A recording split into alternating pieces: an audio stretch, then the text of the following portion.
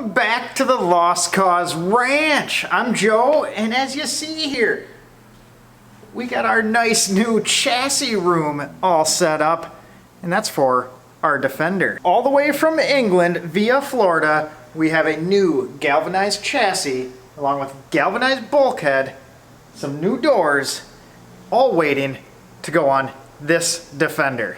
This Defender right here. As you can see, it is kind of in sorry shape. You can, well, there was part of it. You cannot push your finger through things, and it is ventilated. You don't even need to open the flaps to get some fresh air in there. And then down here, we can stick our hand in the frame. But you guys who have been around to see the old series that we have as well know that it's kind of how we like to buy them.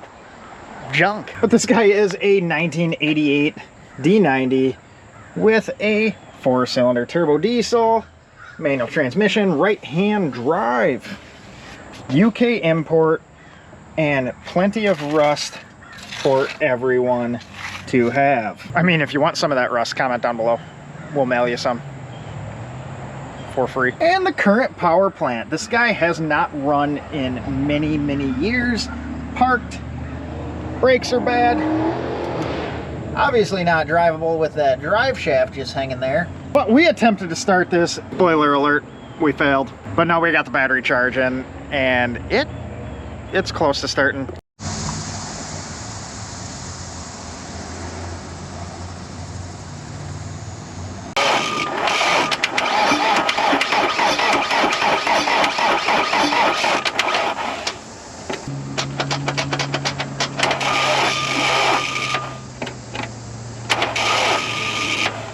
We want to fire this guy up before we start doing our dismantling of this guy. Roof off, body off, doors are going in the dumpster. But we happen to also have a 1969 Series 2A that needs an engine. And we're not going to be using this one. We're not going to be using transmission in this one either.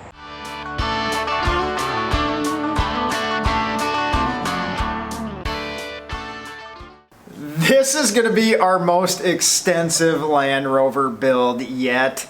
As you can see, we are starting with a brand new bare chassis, and there's not going to be much of that white Defender used. We'll use the tub, maybe the fenders, but drivetrain and everything is going to be swapped out. And we will go over everything we have coming for this Defender and what it's going to have for drivetrain.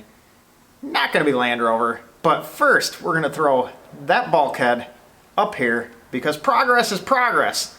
And then we can start laying out engine stuff. So once the engine is here, we can start fabbing that up, getting that in place, and we'll be tearing down that other Defender. But we're going to get this thing into a rolling chassis, wheels, tires, suspension, and we'll get a drivetrain in there. And then we can work on getting the body set in place and all the work that will entail.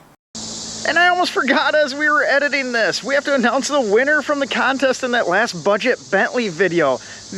Guess how much the supplies cost to paint the Bentley? And total supplies, $481.34. So that means Bubba Hansen with your $475 guess, you get yourself a t-shirt. Comment down below and we'll get a hold of you. Man, isn't this room nice? Got like prepped for surgery. Our nice little space just for this Defender. We're going to keep all this separate from the mess out there. This is going to be our little operating room for the reconstruction of our Defender that is in pretty sad shape right now.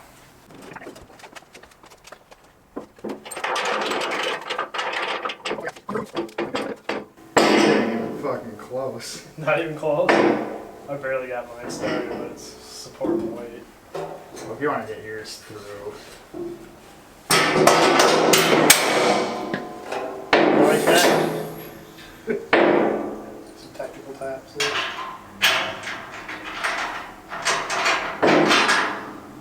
Not even close.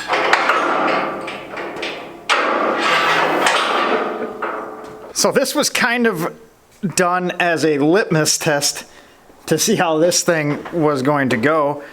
And with the first part, our bulkhead, we're about let's see what that is, 3/4 of an inch off. Yeah.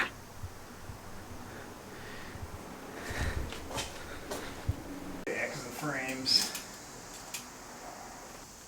It looks pretty close to this, but my eye keeps going to Yeah. the fact that nothing's centered in the fucking toe boxes are obviously different. So what we're doing right now is we are finding where this thing is off. So we're gonna center the bulkhead and see if it's evenly off, and the holes on the bulkhead are just too wide. So we're gonna see if it's evenly off, or one side or the other's off more. We just want to see if the bulkhead mounting holes were made too wide altogether, and not that one side was messed up, if you get what I'm saying.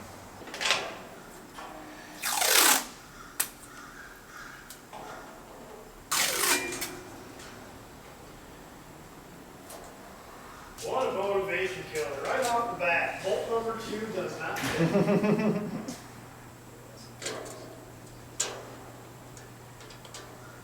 So we have center all marked out throughout the chassis and front and rear on the bulkhead. Ted's gonna bring his lasers in, yes, laser beams in tomorrow, so we can center everything out and we'll get the bulkhead where it needs to be. And I'm assuming, anyways, back, you know, when they started designing like this in the 60s, they probably weren't that accurate anyways, so we will try and do better than they did. And we'll make it accurate and as nice as possible. So that's where the bulkhead mounting is going to stop for now. A little bit of a bummer, but that's the way she goes. I'll go over what we got going on in the future on this thing. As you can see, the start of this project was just an expensive load of bits, mainly chassis, but being half the chassis is missing, yes, chassis, not frame. Everyone called me out on that. But half the chassis is missing on the other one. And then down here we can stick our hand in the frame. This was necessary. Bulkhead we could have repaired, but for how much needed to be repaired, it wasn't worth that. So we figured we'd try out one of these new galvanized ones, and hopefully that'll last longer than the factory one did. And 3 new doors makes that easy. We're gonna get the tub ripped off of the other one, and we'll probably get that and the front wings, or fenders as they're called here in the US, and other miscellaneous bits. We'll get those blasted so we can see what we're working with there. If we need to repair any of the floor or the supports underneath, we will get that done. And then we can start kind of playing with the body, getting everything lined up. But on to what we have coming for this thing. Well, we don't have some of it coming. Current economic climate is making everything difficult on all our projects. As you may have noticed, some of our projects are on hold because we can't get everything we need. Parts are not available in the same capacity that they were a year or two ago. Everything's a little slower to get, every shipping's harder, just a whole mess. And speaking of that whole story, we'll get into that someday if you want to hear it. We kind of switched our business up and we shut down a profitable part of our business because it became difficult to deal with. So if you want to hear about that, comment down below on why we shut down a profitable business. But that's a story for another day. But either way, this thing is going to get an LS3, 430 horsepower one. We're just waiting for GM to have those back in stock, hopefully September. We're going to back that up with a 6L80E, a 2-wheel drive one. And then we have an adapter coming to mount that 2-wheel drive transmission to the LT230 Land Rover transfer case. Then we'll shoot some power out to the Land Rover axles. We'll probably have to beef those up to handle that 430 horsepower V8, which what doesn't need a 430 horsepower V8? But this thing should be a slick little guy. And the keen people out there notice that this is currently, well, not this, but that out there is currently a right-hand drive example.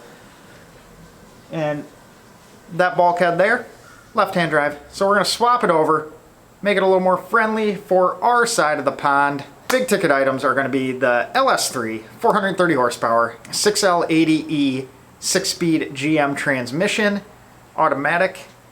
Make this friendly for the family. And we will adapt that to the Land Rover transfer case so we can keep all the axles and everything happy.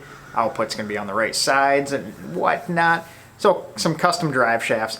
Right now we are sourcing all the suspension bits. We're going to do some caster corrected radius arms along with about a 2-inch lift. Probably an old man emu. Mild, but the right stance for a good streetable and light off-road vehicle. So this should be a fun one. I hope you guys stick around for our first frame up, chassis north, I don't know what you Brits say, but chassis up build of a Defender. So we're pretty excited. Parts are going to be rolling in a rapid fashion, hopefully soon. Being we have a dedicated room, we'll be able to jump on this thing anytime we're slow in the shop with the other Land Rover projects, waiting for parts on those. So if you want to see more of our LS3 complete build of a Defender 90, make sure to subscribe down below and give us a like so this gets out to more people on YouTube. We always appreciate that. If you have a source for an LS3 currently that's in stock, whether you're a GM dealer, parts seller, you have a nice new LS3 sitting somewhere, comment down below, and I would like to buy that from you so we can accelerate this process. But with that being said, I hope you guys are looking forward to this guy like we are, and we will catch you on the next one. Thanks for watching. What would that be? Most intensive? No. I'm looking for another word for like complete or like thorough. I guess thorough would work. Thorough, extensive. Extensive, that's I was thinking intensive, but I'm like, that's a hospital. No.